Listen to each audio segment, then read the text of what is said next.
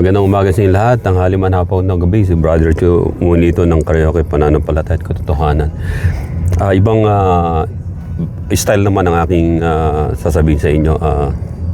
Yung style ng aking pagpapahayag sa inyo ng insights about the truth about the Word of God. Bakit always the Word of God? Kasi it's like proven na lahat ng mga nakalagay sa salita ng Panginoon sa ayon natin sa gusto ay mangyayari.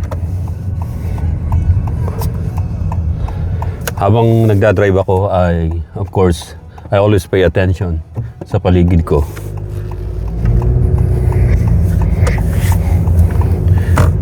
Dito sa lugar ko malamig-lamig na at minsan kinakailangan na magsuot ng doble na. So, ang masasabi kong crucial na sa Pilipinas, kasi sa mga nabasa kong data noong araw pa, mahilig rin ako sa ganyan mag-research. Pero ito lang na sinabi ko, it wasn't coming from other sources, kundi it was like dictated from me, from above, yung nangyayari. Ayaw ko man sabihin, pero nais kong bigyan ng warning. Warning lamang to sa mga tao, sa mga nasa Pilipinas din. Magiging deciding factors yung 2056 hanggang 2078 if mag-i-exist pa ang Philippines. Bakit ko nasabi yun? Walang bansang nananatiling bansa, tandaan ninyo. Lalo na kapag chaotic ang bansa, chaos lagi ang nangyayari sa kanya every year, every day. Chaos, tapos mga tinatawag na corruptions, economic disturbances every time, o lagi na lang ganon. Halimbawa sa Pilipinas, nung last year, kumita ang Philippine government ng $38 billion. Alam niyo kung saan yon? Hindi sa produkto, sa mga OFW, mga nagtatrabaho sa ibang bansa. Sila ay nagpapadala ng mga remittance sa Pilipinas in a form of dollars na yung pag nako-convert. So sa kanila nanggagaling yung kinikita ng gobyerno na 38 billions. At tong year 2025 na to, hindi na aabot sa ganun kasi. Dahil sa corruptions na nangyari, mas maraming mga Pilipino ngayon na nagiging maingat na sa pagpapadala nila ng mga yung kanilang mga pinaghirapan sa ibang bansa bilang mga katulong, bilang mga inaalila, contractors, constructions, yung mga ganyan. Majority ng mga nagpapadalang Pilipino sa mga pamilya nila sa Pilipinas ay galing sa abroad. Galing sa abroad. Kaya hindi naaabutin marahil ng mga 38 billions yung kikitain ng gobyerno. So 7.4% na pumapasok sa GDP ng Pilipinas ay nanggagaling sa mga Pilipinong nagtatrabaho sa abroad, sa ibang bansa. Bakit crucial yung yung 2056 tsaka 2078? Kasi ngayon lang sila nagpaplano na gawin by the year 2040. Merong mga vision niya yung mga ekonomista sa atin sa Pilipinas ay magiging maunlad daw ang Pilipinas at magkakaroon ng magagandang, alam nyo, yung mga promises nila yun pero hindi mangyayari yun. Alam nyo kung bakit? Unang-una, number one is corruptions. Ang corruption sa gobyerno ng Pilipinas ay talagang napakatindi. Sa isipin ninyo, sa isang tao, kaya nyo magnakaw ng 200 billions. Sa grupo ng mga tao, kaya nilang magnakaw na higit pa sa 200 billion. So umaabot ng mga tinatawag, let's say sabihin natin 3 trillion na pesos. So napakarami nun. Hindi pa in dollars yun Kaya yung nakawaan sa Pilipinas, yung mga corruption, yan ang nagiging cause. Una, ang mga investors ay aatras.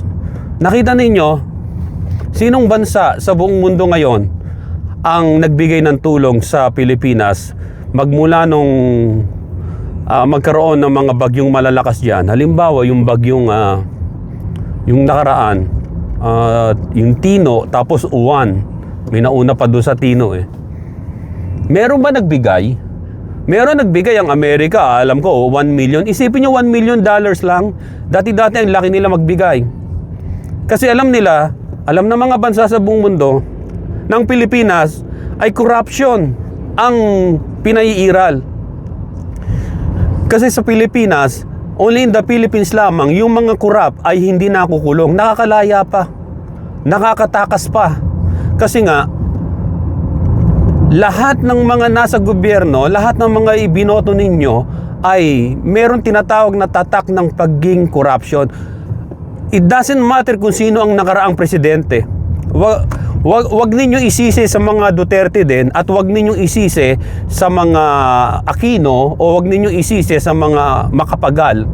Ito ay sinauna pa na matinding tinatawag na addicted ang mga Pilipinong namumuno sa Pilipinas. Mga korap talaga. Hindi lang mga Marcos na alam natin naglustay, nagnango ng bilyon-bilyon. Ang masasabi ko lang sa inyo na ang lahat ng nagiging presidente dyan ay sila ay hawak sa leeg ng mga syndicated na mga korap. Yan ang katotohanan yan. Hindi kakayanin ng isang presidente na matigil ang corruption dyan kung siya ang nakapaikot sa kanya ay mga magnanakaw at mga korap. Maging ang politicians, maging yung mga senado na yan. Kapag ikaw ay ginang up niyan, kung ikaw ay presidente, ginang up ka nila, ay wala kang magagawa sapagkat hindi na aaprubahan yung mga tinatawag na bills na gusto ng executive. Ganun lang yan eh. Ngayon, ang tinatawag na magiging cause ng downfall ng Pilipinas na malapit na ay unang-una, yung corruptions na yan. Yung corruption ang nagpapahirap ng gusto. Bakit corruption? Walang naipapagawang mga highways, walang naipapagawang mga tinatawag na drainage system na katulad sa Japan na hindi tumatagal ang baha sa kanila. Sa halip, yung mga tubig galing ulan at galing sa mga high tides ay pumupunta kagad doon sa drainage at itinatapon nila pabalik sa dagat. Sa Pilipinas ay wala nun. Makikita ninyo ang corruption. Kapag bumaha sa isang barangay, anong ginagawa ng mga korap na DPWH? Imbis na maglagay ng drainage system, tinataasan yung karsada. So yung tubig ngayon pupunta sa mga bahay ng mga mabababa. Kasi nga, hindi ng solusyon. Ang sa kanila ay upang makakuha sila ng mananakaw nila, upang magkapera kagad sila. Walang drainage system sa Pilipinas. Tandaan niyo, wala kayong makikita ng drainage system dyan sa buong highway, kahit sa mga lugar na mga barangay o street o city. Wala kayong makikita. Kung may makita bang kayong drainage system, ay panahon pa yun ng 1950s, 1960s, yung maliliit na culvert. Kaya ang katotohanan nun yan. So, corruption. Magkakaroon ng mga tinatawag na pag-atras ng mga investors kasi wala silang dadaan ng karsada. Walang maayos na magiging karsada, walang drainage system, natural mababaha sila, yung negosyo nila masisira. So walang pupunta dyan. Ayun ang magiging cost niyan. So ang umaasa lang ng gobyerno ng Pilipinas sa mga pinapadala ng mga Pilipino nagpapaalila sa ibang bansa para may maipadala sa pamilya nila. Ang tunay na nagdadala ng dolyar at kinikita ng mga nasa gobyerno ay ang mga tinatawag na mga OFWs. Sila lang. Ang na-share nila is 38 billions annual. At yun ding mga bilyones na yon ang ninanakaw ng mga politician dyan. Kasi nga, there is no such punishment tulad ng pre-imprisonment, tulad ng igagarnish ang lahat ng nanakaw, tulad ng death penalty either through firing squad o beheading o hanging. Wala eh. Hindi katulad ng Singapore, hindi katulad ng Indonesia, Malaysia, kapag merong nagnakaw sa kanila at napatunayan, hindi na kinakailangan pa mabuhay. Kinakailangan sa kanila ay tapusin nila ang buhay ng tao na yon at kunin yung mga ninakaw. Which is reasonable yon. Dapat ganun ang gawin sa Pilipinas. Sa Pilipinas kasi, kopong-kopong dyan. Kumpadre system, ayan ang sumisira sa Pilipinas, at yung existence ng Pilipinas ay matutuldukan yan, tandaan ninyo. Matutuldukan yan. Ang ikatlo, o ang ikalawa ay yung tinatawag na climate change. Bakit ang Pilipinas ay possible na hindi na mag-e-exist from 2056 hanggang 2078? Ayun ang deciding factors. Climate change. Ano mangyayari? Napakasobrang init sa Pilipinas. Matutuyo yung mga tinatanim at pananim ng mga Pilipinong farmers, at wala na silang magagawa pang ibang paraan.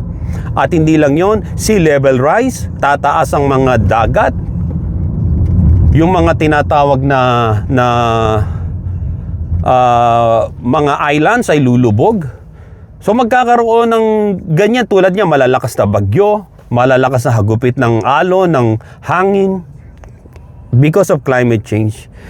They don't care, yung mga corrupt na politician tsaka gobyerno, wala silang pakialam doon. Sa kanila basta makapagnakaw, basta sa kanila nakakahinga-hinga sila, wala namang nangyayaring baha o ganito, okay lang magnakaw sa kanila. Pero ang katotohanan niyan ay unti-unti nang lumulubog ang Pilipinas sa tinatawag na climate change. At kapag uminit, natural, magiging malalakas na ang mga bagyo. Magiging malalakas na. Ngayon, meron bang ang mga tao ay meron bang tinatawag na security o seguridad sa pagdumating yung mga ganong bagyo? Wala. Tingnan mo mga bahay-bahay nila, mga barong-barong. Until now, mahihirap sila. Until now, nagugutom, naghihirap sila. Ang bahay nila galing sa mga pinagtagpi-tagbing yero, mga plastic. At sa isang iglap ay hahanginin. At sinasabi ng ibang politician dyan, kasalanan daw ng mga tao kasi tumitira sila sa malapit sa dagat, tumitira sila sa mga mabababang lugar. Bakit sisisihin ng mga corrupt na isinumpang mga Pilipinong politicians ang mga tao? No choice sila kung saan sila titira kasi wala silang housing. Walang bahay. Sariling lupa, sariling bansa, wala silang bahay, squatter sila. Pagkatapos sasabihin ninyo ang mga tao kasi, saan nyo sila papupuntahin?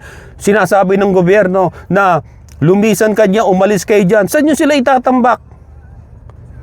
Wala. Tapos nakakatawa, nakikita ko, nilalagay nila sa mga basketball court, pagkatapos yung mga tent lang, yung parang tent na laruan ng mga bata. Ayun ba ang tamang gawin? Para ang mga taong maibsan nila yung ganong klaseng paghihirap ng tinatawag ng nature? Di ba dapat hindi ganon?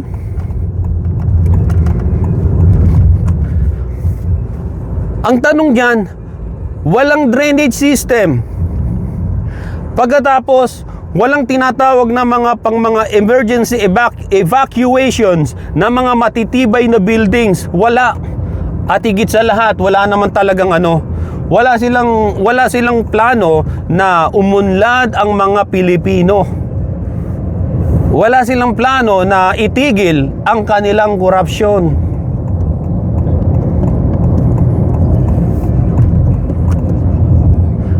Kala ng mga politicians na ito na okay lang mag-corrupt, pagkatapos yung 1% ng kinurap nila ay yun ang pamumudmo nila sa mga tao para lumabas na sila ay Robin Hood o sila ay tinatawag na matino at sila ay ibig sabihin ay mapagbigay, may magandang loob. Pero ang katotohanan niyan, yun yung ninakaw nila. Nagbibigay lang sila ng tinatawag na panakip-buta sa kanilang pagnanakaw. Ganyan sa Pilipinas. Ganyan sa Pilipinas. Ngayon, asa na ngayon yung mga military, yung mga police, yung mga PNP? Wala kasi. Bulag sila, nasasapalan din sila ng pera. Isipin ninyo, corrupt na politician na idinideploy ng AFP para bantayan yung corrupt na politician. Di ba dapat ang deployment sa mga tinatawag na lugar na merong tinatawag na insurgency at saka merong mga calamities? Pero kita ninyo, nakita ko sa television sa mga video feeds ng mga tao na nagbibideo na nasa ibabaw ng bubong, na kung paano tangayin yung mga bahay at tangayin din yung mga ibang mga tao na walang makakapitan, nakakaawa. Asan ngayon yung tinatawag na quick response ng gobyerno o ng bawat halimbawa Philippine Navy? Wala. O yung Philippine Coast Guard? Wala. Kaya yung sinasabi ko sa inyo na by the year 2056 hanggang 2078, yan ang deciding factors kung meron pang Pilipinas. Kung may Pilipinas pang mag-e-exist na Pilipinas, unang-una, dahil napakahina ng military ng Pilipinas, the Philippine forces, ang armed forces of the Philippines, they are not the world-class forces. No, they are not. They're the weakest in Southeast Asia. Makikita ninyo na once na ang China ay naging lone superpower ng Asia, dahil alam natin na ang Amerika ay magdi-diminish yan. Once na ang Amerika ay tinalikuran niya ang Israel, dahil ang Amerika ay binubuo ang kanilang ekonomiya ng mga American Jews. Mostly mga American Jews ang kanilang ang kanilang backbone sa kanilang economy. At kapag tinalikuran ng Amerika ang Israel, ay magiging number one superpower ang China. Ang Russia ay hindi. Magiging pangatlo lang yan, sapagkat ang Russia ay meron ng tinatawag na maraming utang din. Kita ninyo ang China, lumalaki sila. Anong ginagawa ng mga nasa Pilipinong gobyerno? Isipin nyo yung mga barko nyo binabangga pero hindi kayo makapalag, kasi nga hindi kayo makakapalag dahil dahil inutil kayo, dahil corrupt kayo, ninanakaw nyo ang mga pera na dapat pampalakas ng puwersa ng Pilipinas. Baka daig ko pa yung mga general dyan sa inyo na maraming armas Baka daig ko pa yung mga lieutenant nyo dyan na meron ako yung pampuputok sa kalaban ko Kayo, anong ginagawa ninyo? Sinasabi ninyo na kayo ay Christian, pero you are all corrupt. Especially mga politicians. Kaya sinusumpa ng Diyos ang Pilipinas. Alam niyo kung bakit? Etong mga politicians, even mga sa judicial system, yung mga judges, nanunumpayan nakapatong yung kamay nila doon sa Biblia.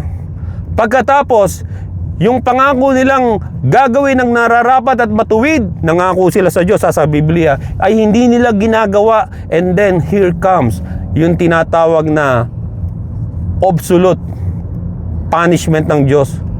Yung sinasabi ng ibang eksperto sa inyo na this is not the act of God. It is the act of God. Yung mga nangyayari dyan sa Pilipinas na biglang pagbuhos ng ulan, ng tubig, malalakas na bagyo. Bakit act of God yan? Nature. It is nature. Sasabihin ninyo hindi act of God. Pinakikita lang ng Diyos kapag in-unleash niya yung kanyang power over nature. Anong magagawa ngayon ng Pilipinas para mapigilan ang mga kamatayan ng mga tao at paghihirap? Ano dapat ang gawin? Maglagay kayo ng mga tinatawag na drainage system na katulad ng ginagawa ng mga Hapones. Tulad sa Amerika, ang lalaki ng mga drainage system dito sa mga highway na nakikita ko pag ako nagdadrive. Hinuhulog nila. Pagkatapos meron silang mga malalaking pumping station, nakikita ko. Ang tawag rito nun sa levee, may mga levee sila na ginagawa. Doon pa nga ako nagbabike minsan sa ibabaw ng levee. Doon ako nagja-jogging. Makikita nyo yung levee nila nandoon. Pag umapaw ang tubig, dire-diretso lang sa levee, hindi pumupunta sa mga residential. Sa Pilipinas, anong ginagawa? Ghost project. Nagnanakaw, bilyon-bilyon, pagkatapos pumupunta sa sugalan, isinusugal yung mga ninakaw. How dare you na hindi ninyo maparusahan?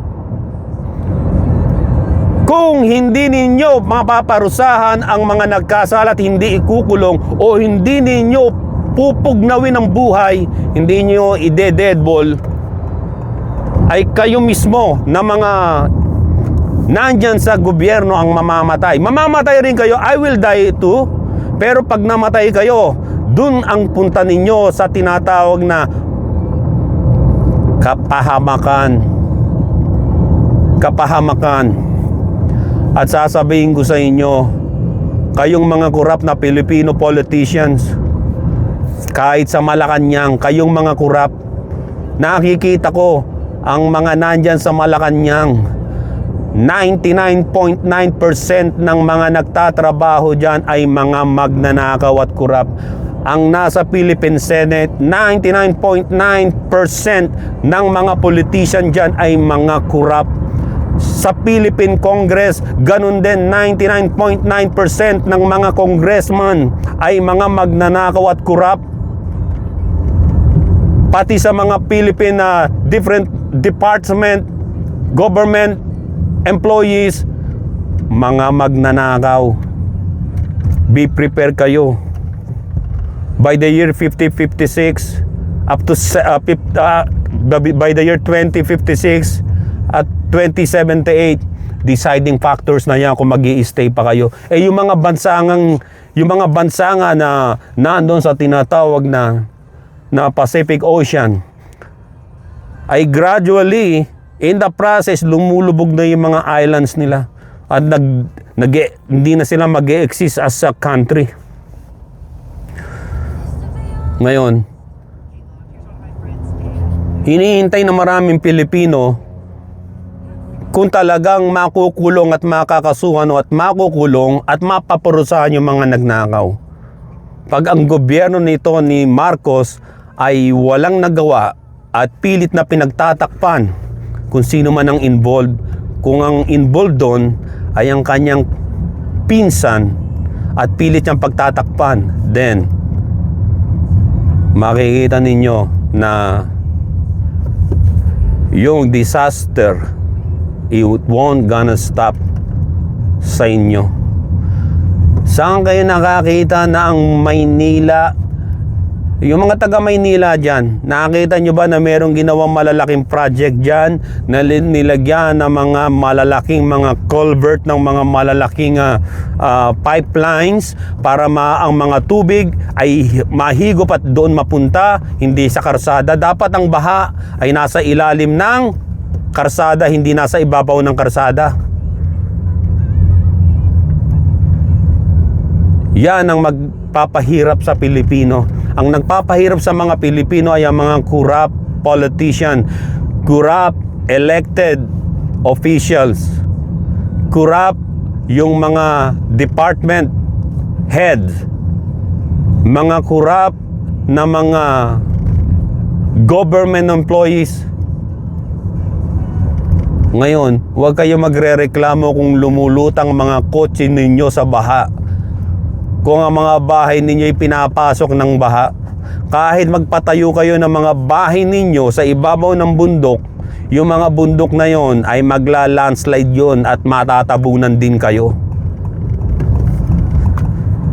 Dahil ang mga utak ninyong mga Pilipinong kurap ay 0.1% lang pagdating sa tinatawag na pag-iisip sa kinabukasan o yung future.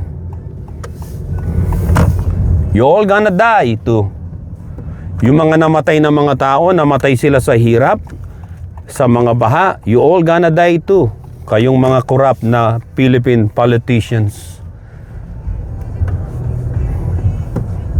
Ano pa ang pwedeng mangyari sa Pilipinas?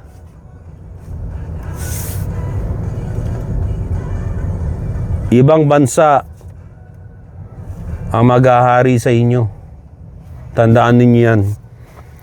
Ibang mga tao ang mamumuno sa inyo. Don't say, nandiyan naman ang Amerika. Hindi kayo uunahin ng bansang ito. Dito na nga ako nakatire. Nasusubaybayan ko ang politics nila. Hindi kayo magkakaroon ng chance na kara-karaka ay tutulungan kayo ng Amerika.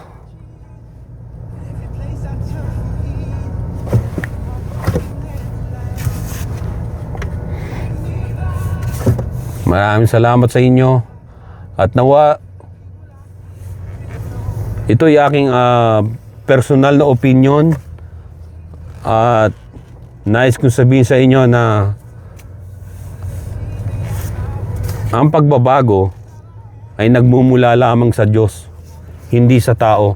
Kahit saan kayo dumating, kahit saan kayo pumunta, mga lectures, yung tinatawag na moral lectures, galing sa ibang mga bansa o galing sa kung saan man, hindi kayo mabibigyan ng tamang unawa sapagkat ang tinatawag na pagbabago ay manggagaling lamang sa Diyos sa pamamagitan ni Kristo Jesus.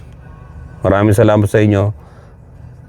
Nawa magbago ang isip ng mga Pilipino, lalo na ng mga hindi na nakakakilala sa Diyos.